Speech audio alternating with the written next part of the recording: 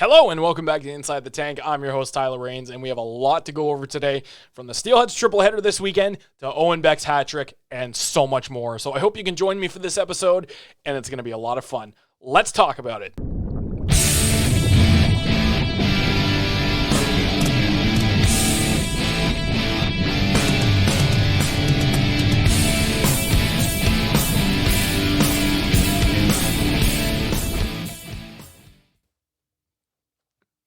Okay, so first off, I need to acknowledge that Owen Beck is just not human, simply. The amount of points that he's had in his last 14 games is crazy. So we're going to talk about that, but there were a lot of games here. The Steelheads got 2 out of 3 wins, right? 5 out of 6 points, but they were really messy games that they got points in. So let's go over the first game first. It was against the Kitchener Rangers on Remembrance Day, a very solemn day for all Canadians. I know that myself, I've had a lot of members who have served in the Canadian Armed Forces and the American Army as well. So it was a huge day for all of us. As you know, I'm a big supporter of those who have served overseas so that we may live and that I'm able to do this today. So I have always been one to express my gratitude and my appreciation for those who have served in the Army and those who have really sacrificed their freedom and their lives so that we may have ours. So it was a huge game, a huge day for a lot of us. The Steelheads play the Kitchener Rangers, and of course, if you know the Rangers at all, they've had a history of players back in the early days of the Kitchener Rangers who have served in the military and various military appreciation nights where they brought in veterans to the games and honored them as well. So that was a huge game for both teams. You know, you obviously want to win a big game like that. And I think it was a big game for the Steelheads too, because they wanted to continue their winning streak and they wanted to go on to, you know, a division lead. And they wanted to maintain their spot at the top of the Eastern Conference. Now, this game was a really good game, and I want to tell you why. So the Steelheads did end up getting a 4-1 win. There weren't a whole lot of penalties taken. Actually, there were... I know what you're about to say, and you're probably going to have to go and check the score sheet again because you're going to be a little bit surprised. There were no penalties in this game. Not one penalty minute from either side. Crazy, right? Because you're so used to seeing penalties called in OHL games. There were no penalties. Not one slashing call, not one tripping call, no delay of game. There was nothing. Not one penalty minute. All of the goals that were scored in this game were at even strength. For most of the first period, the Steelheads played pretty well. 15 minutes into the first period, James Hardy snipes one. It was unassisted, 1-0 Steelheads. Perfect first period. They were finishing their checks. They were getting a lot of really good quality scoring chances. They were basically peppering the Rangers in a game where they should have been winning. Theoretically, they should have been winning with the amount of talent they have on their roster, but that just goes to show, just because you have a lot of good talent on your roster doesn't mean that they are going to produce the same results as you're expecting. They got outplayed. The Rangers got outplayed in that first period. Second period starts. About halfway through, James Hardy again scores his second goal. Luca Del Belbalou with the assist, and he has been fairly impressive this season as well. That puts him within striking distance of Owen Beck's all-time franchise goal record. I think he's only, as of this game, I think he's 14 goals off of Owen Tippett's franchise goal record all-time. So he's getting very close, and we're going to talk about that a little bit later on into the episode. So the Steelheads carry a 2-0 lead after the second period. Third period rolls around, about 2 minutes in, a little bit of a tough chance for them. Nothing they could really do about it. Jesse Fishman gets the other assist. Jesse Fishman, rather, gets the goal for Kitchener, and you obviously never want to give up goals like that, but, I mean, at the end of the day, it's one goal. You have a 2-1 lead. You obviously want to put the pressure on them and keep it rolling. The next goal that was scored by the Steelheads was picture perfect. Casper Larson passes it to Luke Misa, who in turn passes it right up to Finn Harding, the youngster getting his first OHL goal of many. Very exciting for the young defenseman Finn Harding, and it was a picture perfect goal. That's one that you always love to see, and the defensemen were getting in on it too. So that's even better. Now, it was about 15 seconds left into the third period here. James Hardy completes the hat trick. The Steelheads take this game 4-1. Now, this game was good compared to the next two games because they played a full effort, full 60 minutes. The defensemen were getting in on it. The forwards were getting in on it. There were basically no weaknesses in this game. And Alessio Beglieri played very, very solid. Now, the next night, they rolled into Hamilton, and it was the complete opposite. It was a crapshoot. I don't even know how they managed to escape this game with a point. There wasn't a whole lot of effort put into it. And I'm going to go off of James Richmond's quotes from today's postgame interview. There was damn near zero effort in this game against the Bulldogs. So, first off, there were a lot of penalties. So I'm going to read out the penalty minutes just in the first period alone for Mississauga. Mason Zabeski got a hooking call. Bryce Cook, goaltender interference. Charlie Callahan got a checking from behind. Undisciplined. They got way too many penalties. They were undisciplined. They just did not play like they wanted to beat these guys, and it showed. So a minute and 17 into the first period, even strength. Lawson Shirk snipes it. Hamilton takes a 1-0 lead. Is not good. You always want to avoid those early goals. As Ray Ferraro says in the EA Sports video games, and you've probably heard this more times than you ever wanted to, the cursed goals are the ones in the first minute and the last minute of a period. Well, it seems to me like it was one of those cursed goals, wasn't it? Yes, it was. They didn't play well. They didn't play well for most of that period. A minute left in the first. Charlie Callahan feeds it up to James Hardy, snipes it, tie game. It was good, but this game, again, they came up short. And I'll show you a little bit as to why that was. So, second period, they had a lot of power play time. And I'm talking Florian Xhekaj takes a slashing call. Lawson Shirk has a high sticking call. 2 high sticking calls. Casper Larson gets one for roughing. Noah Van Vliet, check from behind for them. And then McGregor Richmond, obviously that 2-minute minor for slashing at the end of, or near the end of the second period there. So the Steel had to go on the power play about 7-ish minutes into the game, or into the second period. Avery Hayes, shorthanded goal, a complete collapse from the defense. Beglieri didn't have that one. There was not enough effort to block that shot. It sucks. There's not really much you can say about it. 2-1 lead after the second period for the Hamilton Bulldogs. Okay? We've seen this story a lot through this season, last season. You know, they're down 2-1 or they're down 3-1 in the second. They really are geared up to make a comeback into the third. Sometimes they do, other times they don't. This is one of those ones where they do, but it ends up not the greatest way. But with that being said, though, third period starts. They're doing okay. You know, they're not doing the best. They're not giving it 110% like we're used to seeing them do. Zach Lavoie passes it over to Ethan Del Mastro and pushes it right up to, guess who? Finn Harding again. Second career OHL goal, ties the game at 2. This one's getting interesting. Now, I know a lot of Steelhead fans were saying that, hey, you know, they didn't put in a whole lot of effort, but they looked like they were going to win the game near the end of it. They did, but here's where it went wrong.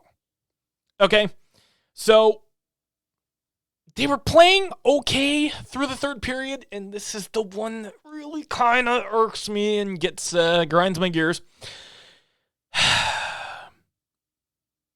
With 12 seconds left in the third period, James Hardy takes a delay of game penalty.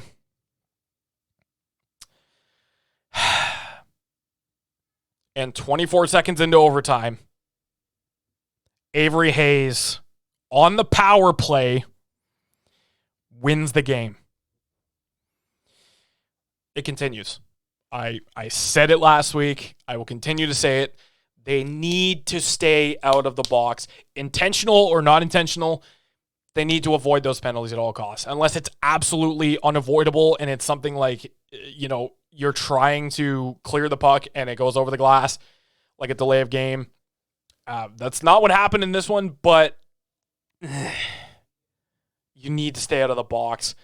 Stuff like this is going to hurt you. It did. Hamilton ends up taking this one. They got a point out of it. It was messy as hell. You do not want to go into a game like that and think, you don't want to go into a game like that and think, we're going to win this game. And then you don't end up winning it. You take a penalty in the last minute. That's what happens. Was I saying that it was Hardy's fault? No. But you also have to, kind of face it that, yeah, you took a penalty. That's what happened. You don't want to be getting those last minute penalties because, again, as Ray Ferraro said, hey, those cursed goals, we know. And that's just what happens. There's so much more that they could have done. They could have played so much better, but, they were probably tired from the game before. And there wasn't a whole lot left that they could do. So the next thing they had to do was just prepare for the game ahead against the Kingston Frontenacs, which was the next night. And they managed to get the win, but it wasn't really any better, to be honest. I mean, they had a few moments where they looked like they were going to be strong, but nothing that really stood out. So for most of the first period, it's kind of flat. There wasn't a whole lot of scoring chances being generated. Neither team really seemed into it, which looked really, really crappy to start it off. And then finally, about 15 minutes into the first period, Chris Thibodeau scores for the Frontenacs, putting them ahead 1-0.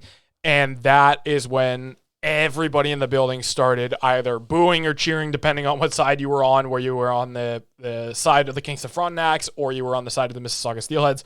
There was a mix of boos and cheers. That sucked because that was a goal that you just, it was off the crossbar. It was a bar down crossbar goal, and the defense just did not have it. Kingston carries a 1-0 lead going into the second.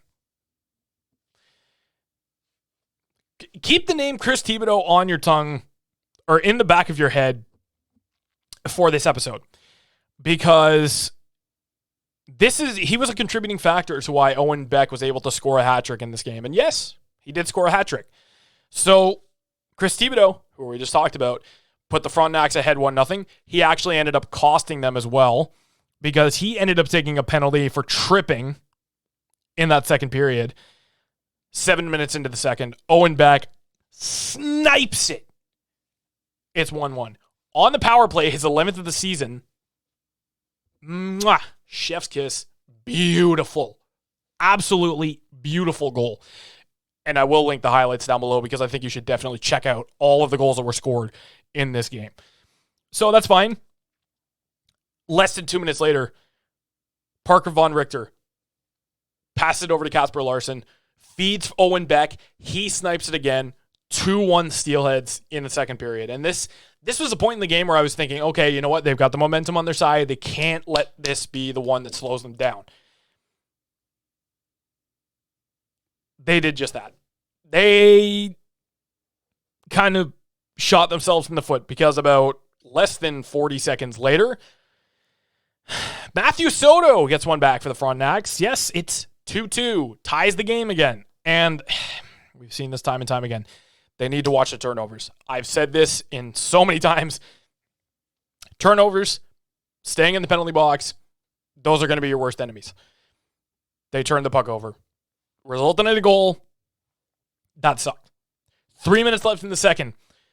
Braden Hachey, a pain in the Steelhead side and has been for a couple years now, feeds Paul Hughes, gets his 5th of the year. It's 3-2 Frontenacs after 2. This one was a bit of a pain because I remember saying to myself, and my cousin was sitting with me, this is not the way that we're used to seeing the Steelheads play. They had a very, in this game, kind of a dump and chase style of hockey in the first couple of periods and somewhat well into the third period. And I was kind of sitting back and thinking, what happened? Where did our team go? Because they're not used to playing like that. They're getting behind the defense, force your guys to make a move that, you don't want to make them do, and capitalize on their mistakes. And they just weren't doing that in this game. It was really strange. I mean, it was when they were tied at 2-2, I remember turning over to my cousin and looking at him and saying, we're out shooting them by 10, right? The Steelheads, the shots were 27-17 after the second period. They were tied, and it felt like we were losing the game. It is very rare, if ever, I will say that we are outplaying them, out shooting them, and it feels like we're losing the game. That's how you know it's a really rough one. So they take a 3-2 lead going into the third period.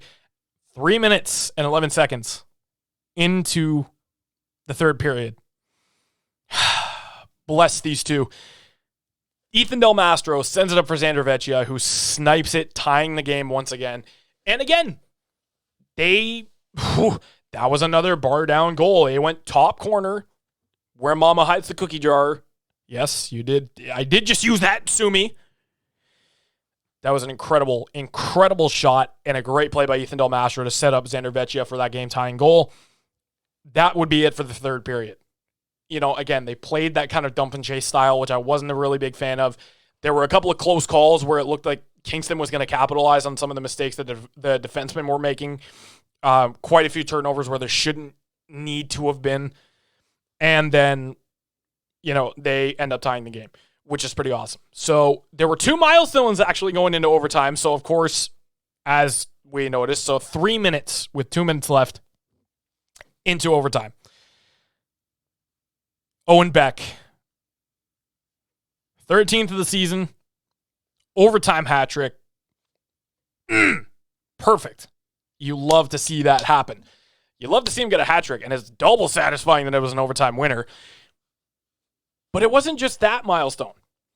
On that play, Alessio Beglieri, yes, goaltender of the month in the OHL in October, got his first OHL point, and it was a secondary assist on the Owen Beck overtime winner. Pretty awesome, if you ask me. I mean, it's not often that you see goaltenders get points, let alone assists, or goals for that matter. But that was pretty awesome to see that he was on the score sheet. So Beglieri got his first point. Owen Beck got his third goal of the game in overtime. Love to see it. Absolutely incredible. They end up taking this game. James Richmond said it best, though. This weekend was a bit of a tough one. They didn't play well on Saturday at all. Today was a really, really messy win. They did manage to get the win, but it was a messy win. They've got a couple of really strong games coming up against the Peterborough Petes, who just recently acquired Brennan Othman from the Flint Firebirds in exchange for basically pennies on the dollar. 2/3, a second, and Artem Guriev, which is not a whole lot for a guy who was a first-round pick by the New York Rangers and their captain. So, yeah, they're going to want to find a way to shut him down, and they're also going to want to find a way to bypass their defensemen. They have a lot of really, really tough defensemen there as well, Donovan McCoy being one of those guys. They need to find a way to shut those guys down. And then they come back at home, and they're facing the top team in the league, top team in the Eastern Conference, and top team in their division, the Ottawa 67s. And that game's going to be no easy task either. It's like James Richmond is about to say, and I'm going to show you guys the clips from the postgame that I ended up taking today. There are no easy games in this league. And this weekend was no exception. Next weekend's going to be no exception. They just need to play in ways that they know that they're going to beat their opponent. They need to play better than they did this week, especially if you're going up against Peterborough, who is a rising force in the Eastern Conference, and especially if you're going up against the Ottawa 67s, who are one of the top teams in the East right now. So you definitely need to make sure that you play better. I'm going to take you into the postgame. So, JR, 5 out of 6 points this weekend. Just wanted to get from your perspective what went right tonight. The better team effort. really it comes down to the effort tonight, which we didn't have much of last night, which cost us a point. So it was the effort. That's the main thing tonight.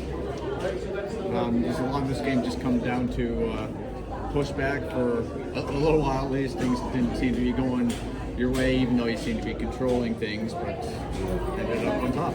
Yeah, we're controlling the games that we're in, but we need more effort. That's what we need. It comes down to the effort. When I'm watching it back, yeah, we have control, and we're out possession team, we're out shooting teams, and we're out chancing teams from the areas that we want to chance, but we don't give up a lot. But it comes down to the effort, how much you care about getting scored on or not. That may have just answered what I have next, but going into a weekend where you have Peterborough, who obviously got quite a bit better with an acquisition, and then Ottawa doing what Ottawa does. Well, next weekend. Guys ready? Yeah. Okay. Yeah.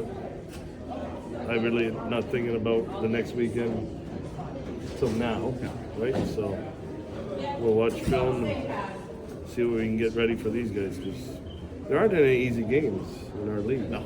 As you see, Hamilton's got some studs up front and a heck of a defenseman there, so there aren't any easy games. So I'm not looking forward to one weekend when we haven't finished the one weekend. And as far as today goes, just off the bat, like how do you kind of get the team going in terms of it's a little bit of a slower start? Is that an effort? Challenge challenge them with their effort. Challenge them with their effort level. Really, I mean, your effort level has to go up in this league, or else you're going to lose hockey games that you shouldn't. So we did challenge them. Owen, 5 out of 6 points this weekend. How do you feel after this game? Yeah, it was a pretty successful weekend. I think we could have done a fair bit better yesterday, but it is what it is, and we'll take 5 out of 6 and hopefully keep on rolling the next weekend.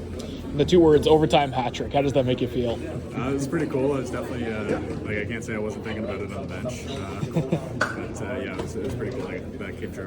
What did you think was going right for yourselves today? Yeah, it was just getting in the middle of the ice, shooting pucks, trying to get pucks to your bodies, and make it hard on the goalie. And I think that worked well for me today.